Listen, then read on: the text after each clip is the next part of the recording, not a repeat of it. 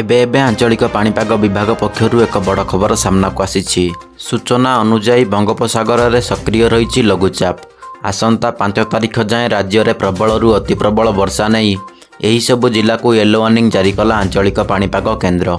तेबे आगकू केउ जिला को केते मात्रा रे वर्षा हेबो, केउ जिला रे यार प्रभाव अधिकरू अधिक मात्रा रहिबो ताहा नै संपूर्ण अपडेट जानिबा। किंतु ता पूर्वरु वीडियो गुटे लाइक करंतु, सांगसाथी मानक सहित अधिकरू अधिक मात्रा रे शेयर करंतु। आपण माने जदि आम चैनल रे प्रथम थर पई वीडियो देखुथांती ताले एबे ही सब्सक्राइब करी बेल आइकन को ऑन करी रखंतु, जहा द्वारा जेबे भी जे कोनोसी पाणीपागर लेटेस्ट अपडेट आपण माने सर्वप्रथमे पाई परिबे। ताहेले लेट न करी चलंतु खबर उपरे नजर पकाइबा।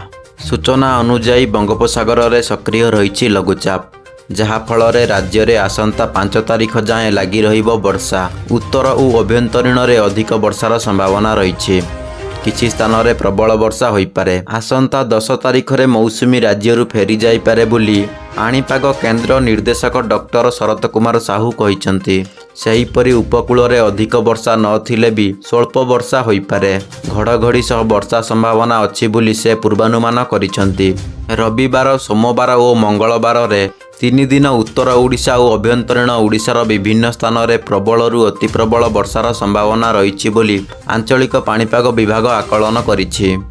आज अभ्यंतरीण ओडिशार विभिन्न स्थान में प्रबलरू अति प्रबल वर्षा होई पारे। सुंदरगढ़, अनुगुल, देवगढ़, बरगढ़, संबलपुर, झारसुगुड़ा, सोनपुर, बलांगीर, केन्दुझर और मयूरभंज जिलार किछि स्थान में प्रबलरू अति प्रबल वर्षार संभावना रही। नुआपड़ा, केन्द्रापड़ा, नवरंगपुर, कलाहांडी, कंधमाल, बौद्ध, नयागढ़, जगतसिंहपुर, कटक, जाजपुर, ढेंकानाल, बालेश्वर और भद्रक जिलार किछि स्थान में प्रबल वर्षा होई पारे। 2 और 3 तारिख भी अभ्यंतरीण ओडिशार अनेक स्थान में प्रबल वर्षा हेबो बोली विभाग आकलन करिछि।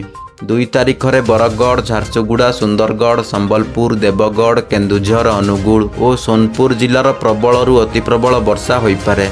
3 तारिख रे झारसुगुड़ा, सुंदरगढ़, संबलपुर, देवगढ़, बरगढ़, बलांगीर और केन्दुझर रे भारी वर्षार संभावना रही। 4 तारिख रे भी उत्तर और दक्षिण ओडिशार किछि स्थान रे स्वल्परू मध्यम धरणर वर्षार संभावना रही। तेबे आपण माने वर्तमान वीडियोटी को केउ जिल्लारू देखुचंती एवं आपणक अंचल रे पाग किपरि अछि ताहा कमेंट रे लेखंतु। जय जगन्नाथ।